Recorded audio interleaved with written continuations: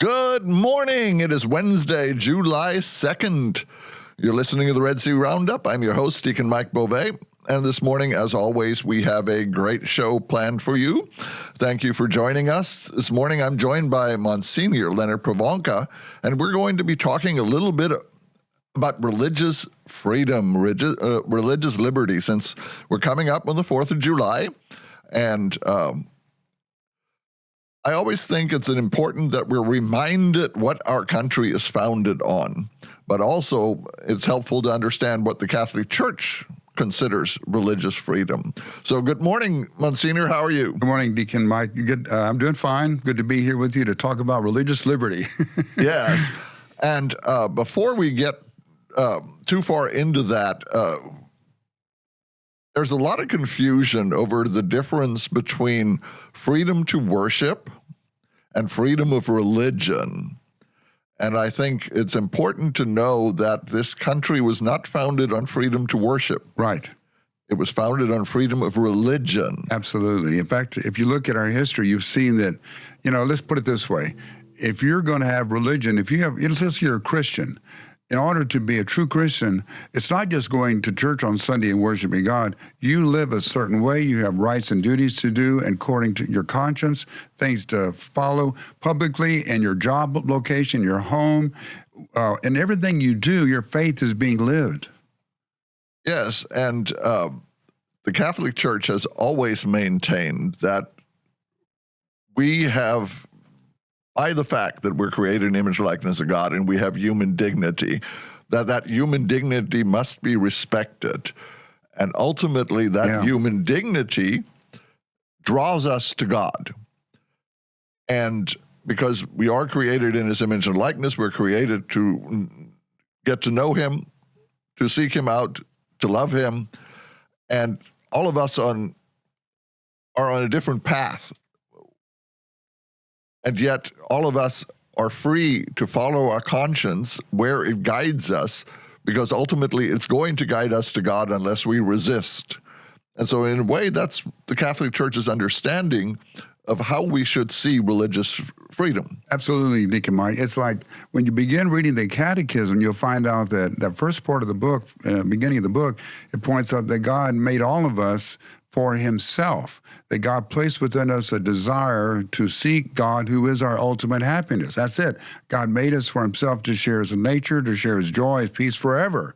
So when you see that focus, then you say, wow, that's amazing. But then on the other hand, God, due to our understanding of Adam and Eve and what happened in, quote, the Garden of Eden, when they fell, we live in a broken world. So God wants us to seek him, to pursue him freely, and then to embrace what is good and to reject what is evil in the course of our lives on earth. Yes, and each person has to be free to do this. And Dignitatis Humanae said that we should be allowed to do this without coercion. That, we should not be bullied by any form of government, by anyone, to form our conscience according to their idea of what we should be. And this is one of the great fears, that if we allow any government, any entity to choose for us, then we're not free. Right. And, so the Vatican II document, Dignitatis Humanae, the Declaration of Religious Freedom is so clear in pointing out that no government, and even the church, we have no right to force anyone to believe the teachings of Jesus. We force no one, and not only that, but we should not use underhanded methods to hand on the faith. We need to be clear, loving, and express their truth, and let people then, on their own initiative and by the grace of God, come to believe freely. Just like you and I came to our belief freely. In other words, granted, you're formed as a child to grow up and learn Christianity, learn the Catholicism, but when you get older, at some point you got to say, yeah, I accept it. I embrace this. This is good. But don't we do that ourselves? There's that free decision we make.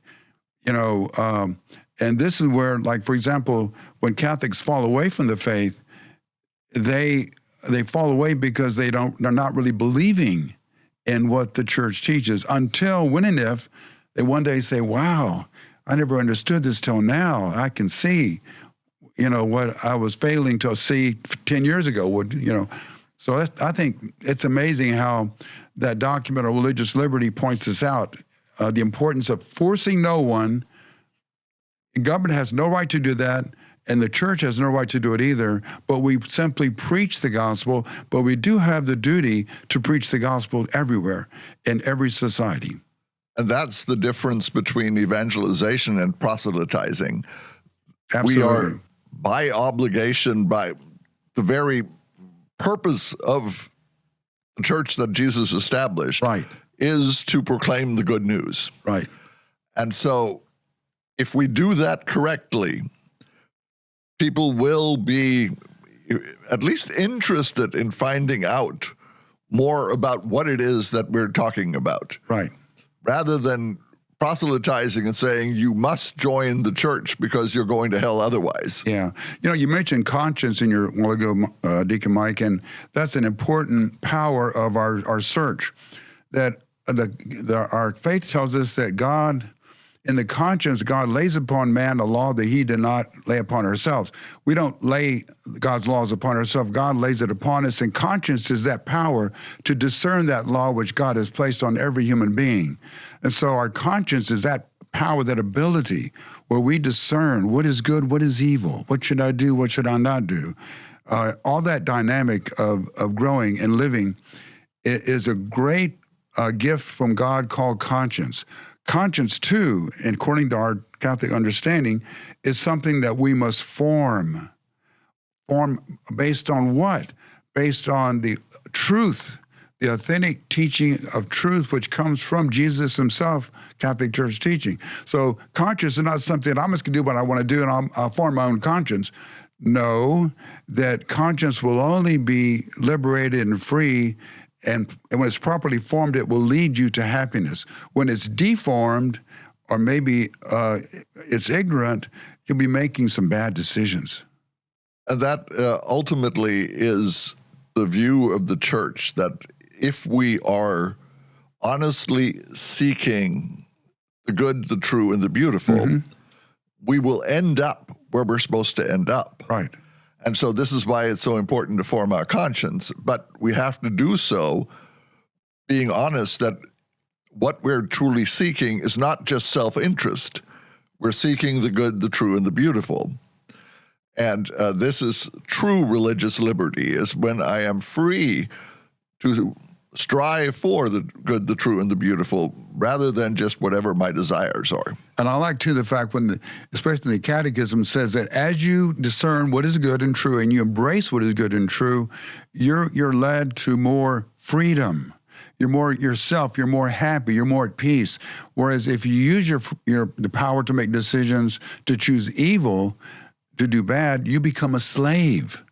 So when we say that sin is a slavery. We're in this, Jesus came to free us from the slavery of sin. And so he does. He does. That's a really important point that you're raising, the difference between virtue and vice. Mm-hmm. Because, again, if we're seeking the good and the true, virtue is the habitual practice of the good. And to the point where the good becomes habit, that it becomes who we are. Vice is exactly the opposite, is, when I do something wrong once, it's a mistake. If I do it twice, it's starting to become a habit. And if I repeat doing it, it becomes a habit.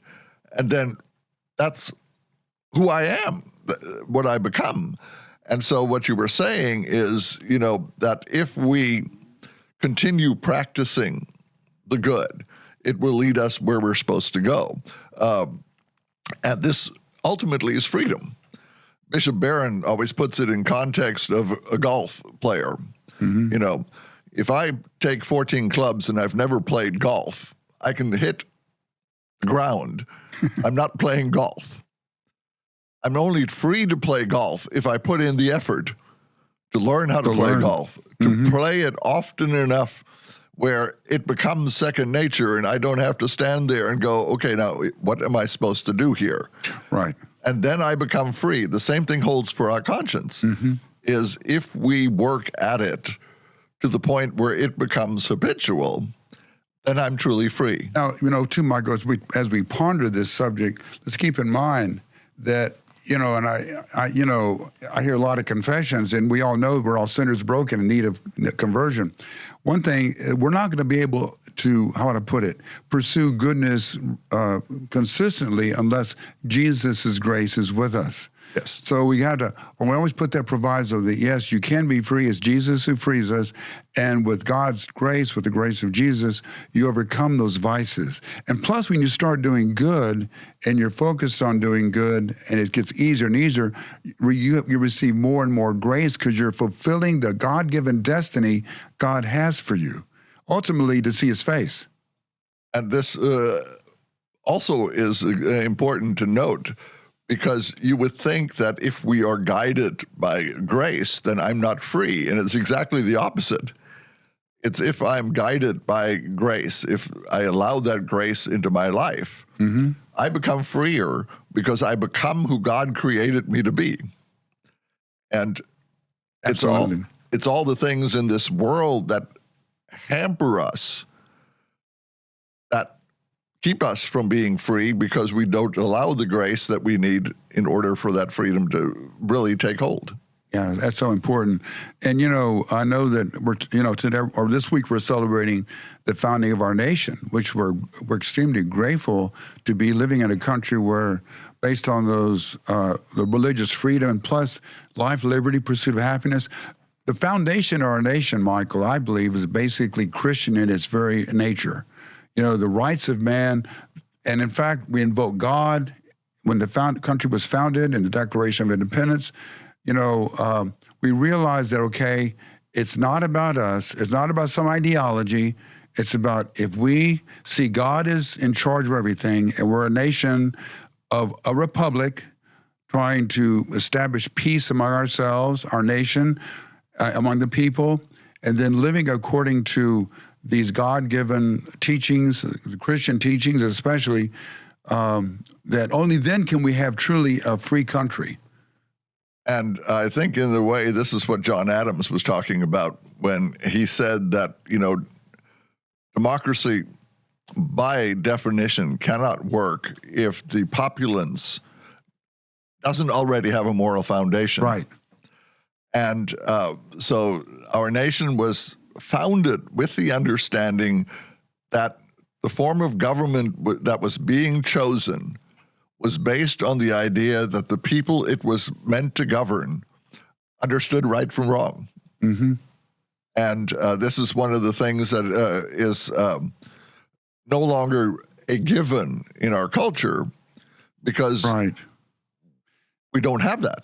I'm going to make a comment here that I think I'd like to make on the subject of freedom, is that if we look back in time for when Pope Leo XIII was Pope, and according to tradition, he had this vision about that there was a vision he had between God and the devil said, "Give me 100 years and I'll destroy your church." According to that tradition, a lot of people know about this, and apparently then because of that vision that Pope Leo had, and he had it right after Mass, I think, one day, he decided to initiate the St. Michael prayer, which we Catholics were praying from then until around 1960. Now, and in some parishes that have revived it now, they pray it.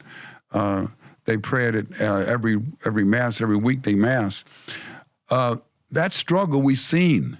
It started, we can say, like in 1917 when communism, this atheistic government approach, there is no God, we're going to force people to reject God.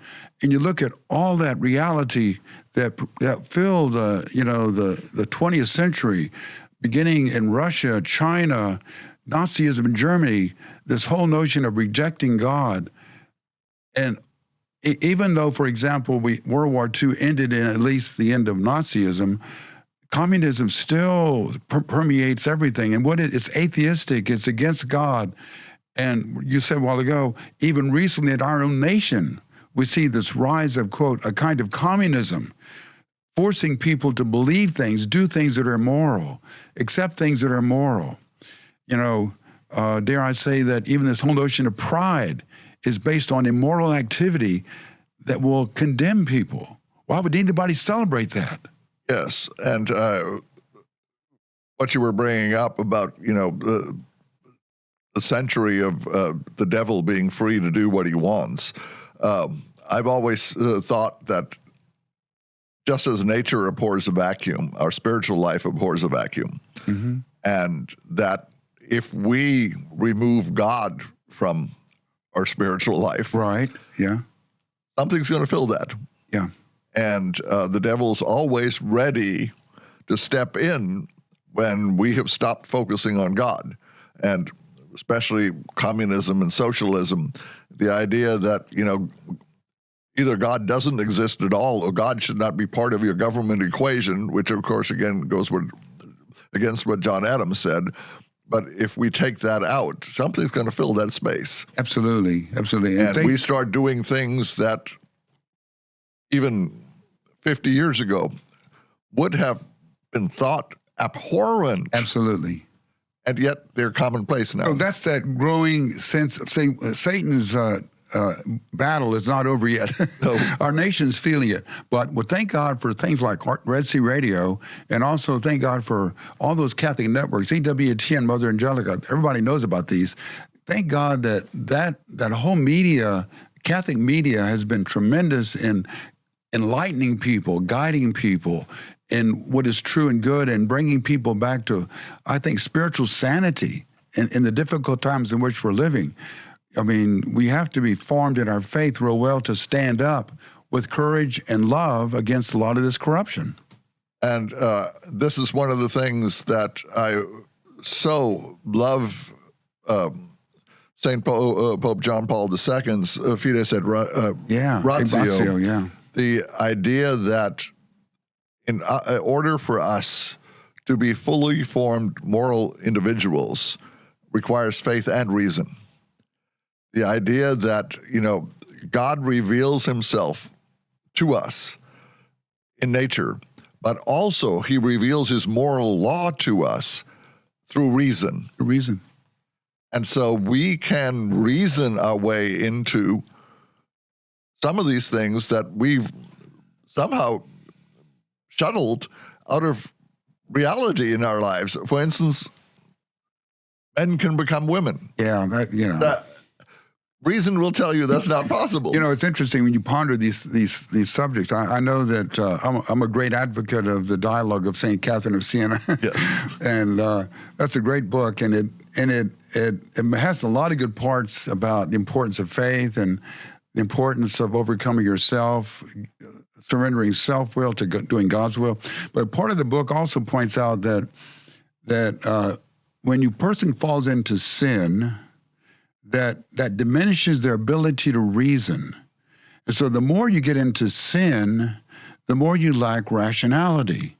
So if you don't have rationality, what's going to guide you? Your feelings, your manipulation and control. You're not going to be guided by reason anymore. Now it's going to be what you want, and you're going to be attacking people left and right rather than talking, discussing subjects. You're going to attack people because you lack reason. So we've seen this play out. Yes, very much so. On that same line, we were talking about that the Catholic Church teaches that religious freedom should mean that we're free from coercion from any entity, including the church. Right. And that's one of the things I find absolutely fascinating.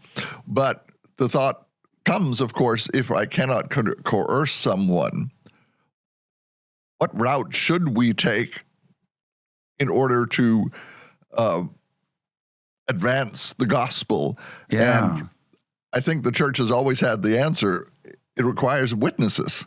Witnesses. People who actually, one, live out their faith out loud in public, which is why it's so important that we have religious freedom. Right. But also the idea that we should witness to the joy and the hope that brings in our lives. Absolutely. And I think that, how do you convince someone that what you believe is right for you, and then by extension right for someone else, is to demonstrate that this has made a change in your life for the better. Yeah, like for example, when people witness, and I hear a lot of good stories, one program I really like to listen to is the Journey Home Network program, where they will interview people that were former either non-Catholic Protestants or, let's say, even non-Christians, and their journey of how they came to believe in the Catholic faith. And it's amazing, totally amazing. When they give that witness, you say, wow, well, look what Jesus did in this person's life. And, sometimes people were way out there, in the distance, lost souls. But Jesus brought them back in amazing ways. So you're right. We witnessed about Jesus, and then God does the rest. Yes. God does the rest. You simply tell people that, listen, God made you for heaven. God gave you free will and give all these gifts. God made you for a particular purpose to fulfill some vocation in life, to carry out some ministry. Yeah, everybody has a different vocation, a different ministry. For most people, the vocation of marriage is their role. Raising children, having a family, loving your spouse, amazing vocation. And if people say, yeah, you can be really happy following Jesus and living the vocation of marriage. Not going to be easy all the time, but you're going to be fulfilled because you're doing what God created you to do. And this, again, is why religious freedom is so important, because we have to be allowed to demonstrate this. Yes. Not by the fact that we're hidden behind church walls on Sunday, right? But the fact that we're living that life every day and demonstrating, again, the good, the true, and the beautiful to the world around us. Right. And so often, when we, and this in a lot of places in the world, that is so restricted now. You can't even pray in public. Yeah. And so without religious freedom, you not only are unable to share your faith, but deprive others of the ability to find the good, the true, and the beautiful. Right. Yeah, and it's important, too, as we discuss this, I want to put a plug in for courage. Because today, a lot of people are just driven by fear. They're afraid to say things and do things what they should be doing and should be saying.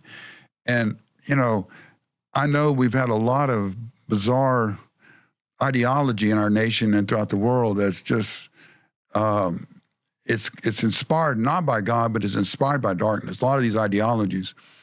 So we should, rather than get upset and become angry and mean, we should basically preach the truth in love, tell people, listen, like, for example, what I mentioned a while ago about homosexual activity, there are people that are suffering from those temptations. Absolutely. They're struggling with those same-sex desires. What's the solution? The solution is you turn to God and you strive for chastity and you let Jesus change you and heal you. You're going to be happy if you allow Jesus to change you. How many people can tell stories about that were former practicing homosexuals that discovered Jesus and things changed? That's an example. So whatever people are struggling with, we Catholics, we know that you're struggling. Even this gender dysphoria, there are young people that are confused about their sex. Where did that come from? Ultimately, it comes from darkness. But what do? We just kind of abandon them? No. We help these young people discover, listen, God made you biologically a man. You're meant to be a man. God made you biologically a woman. You're meant to be a woman with all the gifts that entails. Discover what God made you. Learn, ponder, reflect on who God made you. And see, and that way, by good advice, good counseling, by the truth, they're going to be led to happiness and healing. That makes sense? Makes very much sense, and the statistics prove this out, because statistics show that people with young people with gender dysphoria, if they are not encouraged to pursue that and instead are guided towards the truth, 85 to 90% of them get over it. Yeah, absolutely. And so, again, it's sticking to the truth. If we speak the truth with love and charity, the truth will prevail. Right. It's if we're kept from doing that, the truth can't prevail. That's why I just think, like I said a while ago about the media, Catholic media, like Red Sea Radio and others, we need that so much to have people speaking the truth in love, in a loving way, but honestly and with courage, calling people to conversion that need to hear it, and not how would I put it, not condemning people. Yes. Never. Or judging people. I always tell people, God alone is our judge, not us. He's going to judge everybody, including ourselves. So we want to help each other. We want to, it's like, as God our Father told Catherine of Siena in that dialogue, that, he's the judge, and we're supposed to be helping each other and praying for each other, and yet always speaking the truth in love. Speaking the truth in love. So if you're a bishop or you're a priest or a pastor or a deacon, and you have responsibility to preach the truth in love, God's going to hold you to that. God's going to say, speak the truth to the people you're serving in love. That's an important message today, I think. Yes. And I think that's always been the scariest thing to me about being in ministry, is the added obligation to speak the truth. Mm-hmm. And, I can get away with it if I'm not ordained. But ordained, I have the obligation to speak the truth as the church proclaims it. And woe be unto me if I refuse to do so because I'm scared. As St. Paul said. Now, thank God we have Pope Leo XIV, who, at this point, here it is in July of 2025. He's a new pope. He's just still revealing who he is, but he seems to have clarity and a love for truth and unity. Pope Leo seems to encapsulate that idea of, he always speaks about preaching Jesus. Jesus is the way. Jesus will fulfill you. Amen. Hallelujah. Yes. It is all about Jesus. Back to a little more about the topic we're on, religious freedom as it relates to July 4th. Mm-hmm.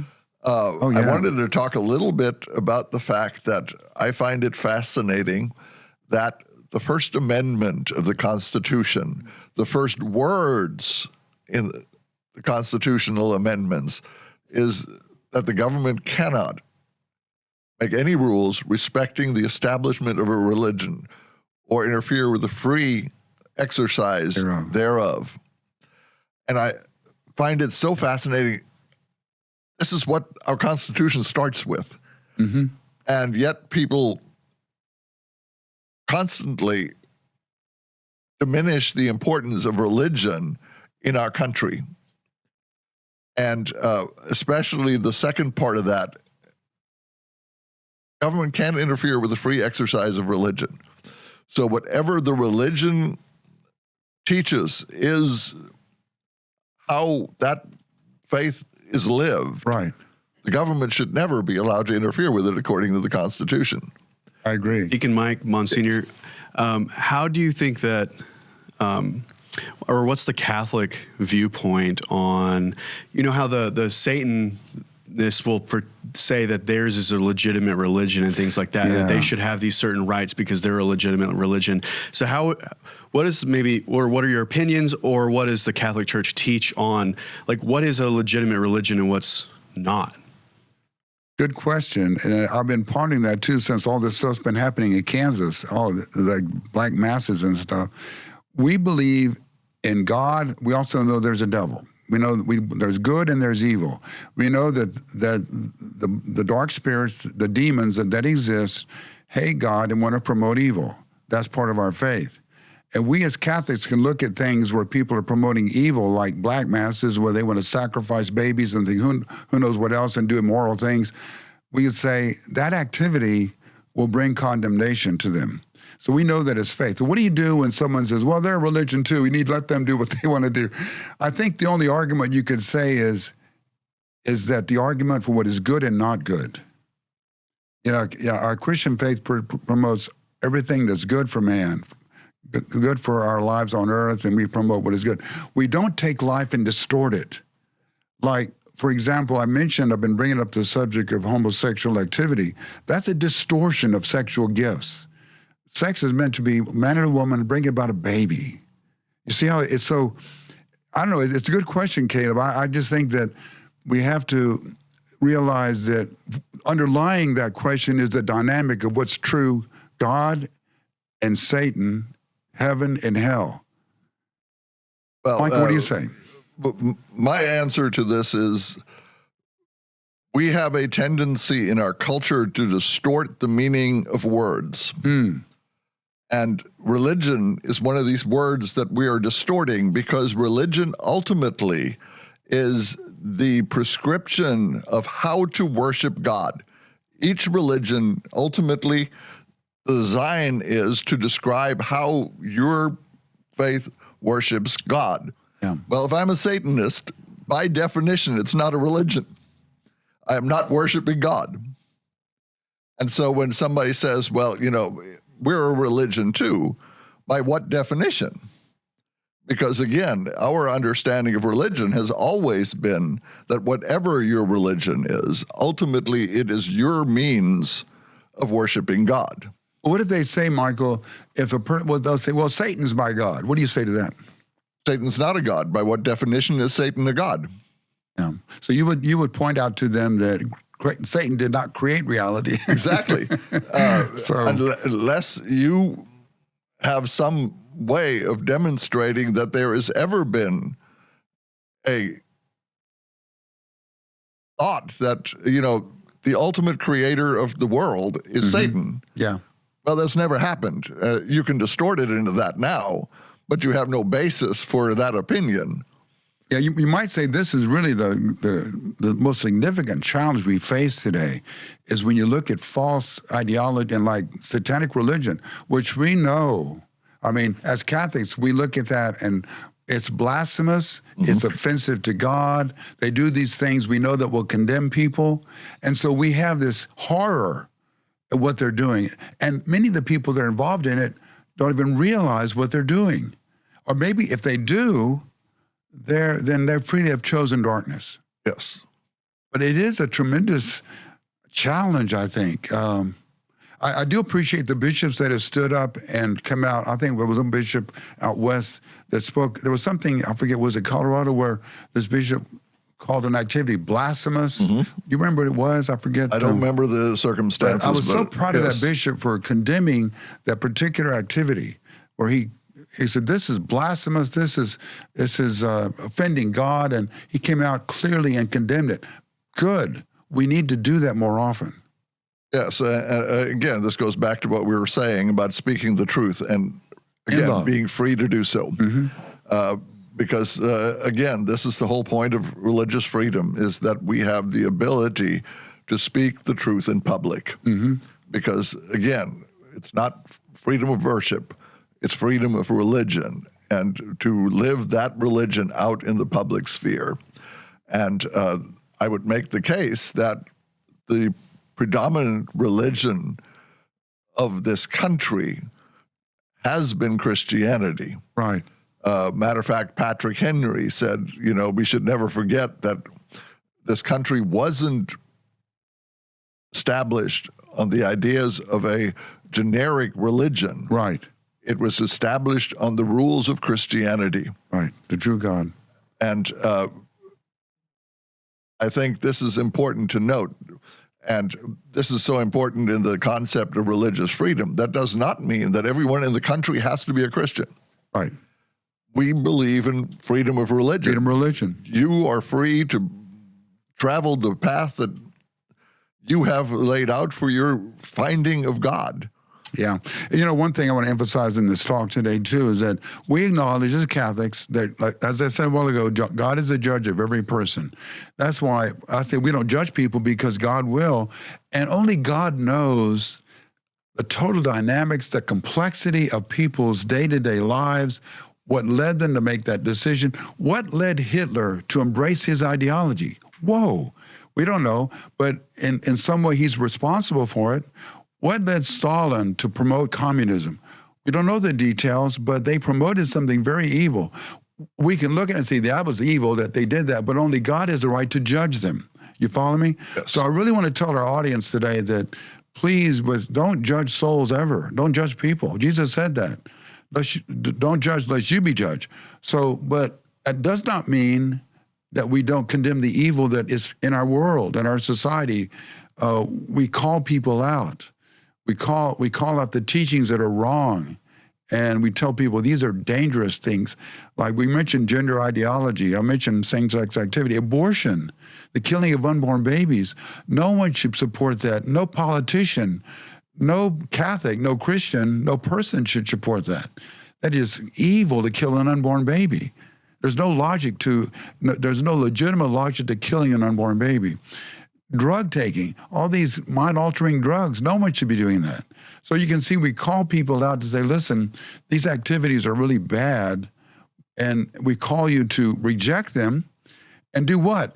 Embrace the good of loving your neighbor, helping, if you're in marriage, love your spouse, raise your children with love and respect, all these good things we can do. And I think that that's so important to remember is we have no way of knowing the motivations of people for what they do. Mm-hmm.